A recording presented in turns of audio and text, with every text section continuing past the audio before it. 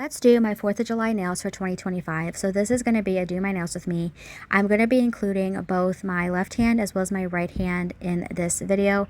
And I'm actually making this video a little bit longer because I wanted to share some little tips and tricks that I used to basically make doing this design a lot quicker and just a lot easier for me. So I will have everything in the description box below. I am using some products from Analogy, so I will include their website as well as my coupon code.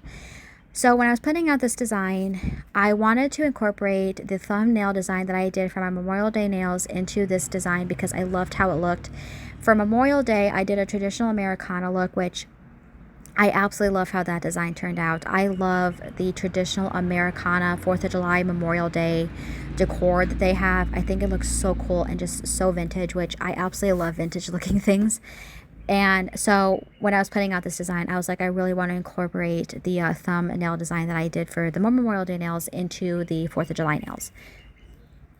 So for the left hand on each finger, it's going to be white on the thumb in the middle, red on the index finger, a red and blue rough ombre on the ring finger, and a blue polish on the pinky finger.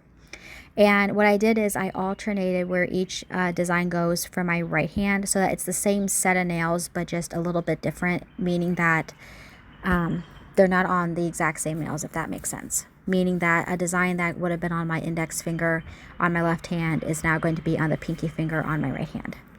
So I want to take a few moments to quickly talk about the rough ombre that I'm going to be doing, because normally an ombre nail is done using a makeup sponge, and that's normally how I do ombre nails. I have multiple tutorials on my channel for that if you're curious, but my ombre nails designs recently have not been working correctly for me. I don't know what's going on. I like to say that the makeup sponge has an attitude. When something doesn't work, I like to say it's giving me an attitude. So what I chose to do this time is just do half the nail red and half the nail blue and just kind of like make it like a rough blended version, which I have found to be an easier way to do ombre when the makeup sponge decides it's not going to work with me. Now, one little tip I do have, whenever I go to do what I like to call charm nails, basically the gold charm that I'm using is a very, very thin piece of nail decor. And what I like to do is on the second coat of polish, I like to put the gold charm or whatever I'm using into that wet polish. That way it dries in place while the polish is drying. And then when I go to top coat over the whole nail, including the little charm piece, the top coat for that nail is already done. Like, you don't have to top coat it again. It's completely done with that, which I personally prefer to do because it keeps the amount of polish layers to a minimum. And plus, I have found that doing the gold charm nails this way, the little charm piece actually stays on the nails much better and much longer when I have them in the wet polish, because like I said, it kind of sinks into it, and then the top coat just further seals that in. Okay, so next step is going to be the glitter for the white nails as well as the red nails. So because I'm going to be doing some stamping on the white nail here, I'm going to be doing the glitter first. And the reason why I'm doing the glitter first is because if you apply glitter over top the stamped image, depending on how big the glitter pieces are, chances are the glitter pieces is going to completely cover up your stamped design, making the stamped design not be as vibrant on the nails. So I have found that doing the glitter first, and then a very thin layer of glitter first, and then doing the stamp design on top really helps to make sure that that image that you want on your nails really pops and that you can see it as clear as possible with the glitter. Now obviously, if you're using a micro glitter, you're probably not going to have that issue, but for glitter pieces that are bigger, definitely do that on first and then do your stamp design on top. I'm also going to go ahead and use some liquid latex, as I just did not feel like doing a whole lot of cuticle sidewall cleanup for my nails here. Alright, so I'm going to go ahead and stamp this white star image on the pinky finger. And then I'm going to go ahead and use a stamping plate that was actually from, I think it was the May Monthly Mani box from Analogy. And I'm going to be using this rough stripe image to stamp on the stripe design onto my thumbnail. I will be honest that this is actually one of my favorite striped patterns that I found on stamping plates, and I will try to link it. If not, I will try to find something similar. So on the thumb, I'm going to be using the stripes, the one that goes straight down the middle, as like a halfway mark. I'm going to use that as like a guide mark for applying the blue nail polish to half of the nail. All right, so for the middle finger, I'm going to go ahead and do a Happy 4th of July stamp, and I'm doing half blue, half red for this. And then I'm going to go ahead and stamp that directly to the middle of the middle finger here.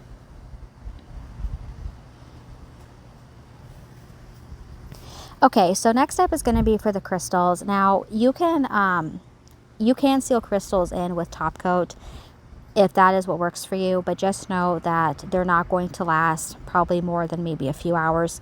So if you are wanting a longer hold, definitely make sure that you are using some nail glue. And one of the little things that I like to do that helps the crystals last even longer is when the nail glue is applied to the nail, let it dry for a couple of seconds to kind of get kind of sticky, and then apply your crystals. I feel like that just gives it like a longer hold. This crystal design here, I had such a hard time with it, which is why you're not going to see it for the right hand, because I was kind of worried it was going to cause me the same issues. No, it did not, so I could have totally filmed that. All right, so let's go ahead and start doing the rest of the thumb here. So I wanted to let the blue polish on the thumb dry. So now I'm going to go ahead and stamp on the remainder of that stamp design onto the thumb now. Now I'm going to go ahead at this point and do a smudge-free top coat on all of the stamped designs, because obviously when I go to top coat it with the actual top coat, I don't want anything to smudge. So I'm going to go ahead and do that now. So it's going to be on the pinky finger, middle finger, and the thumb. Now on the thumb, I'm doing the whole nail at once.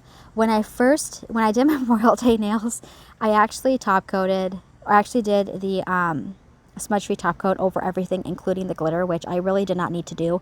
Okay, I'm going to go ahead and apply the glitter to the thumbnail here, and this is one of my favorite nail art tips of all time.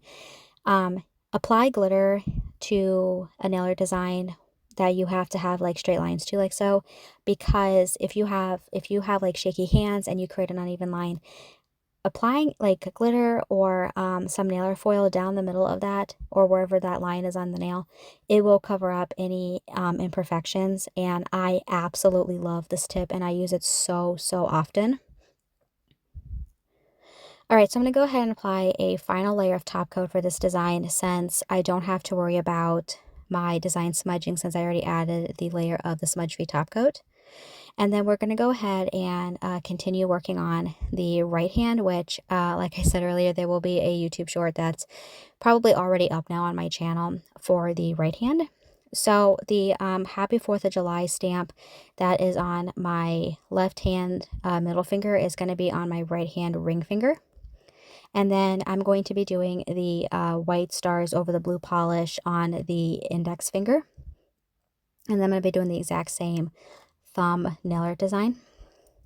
And here you can see me fidgeting with the stamper to try to find the best angle to hold the stamper to the nail.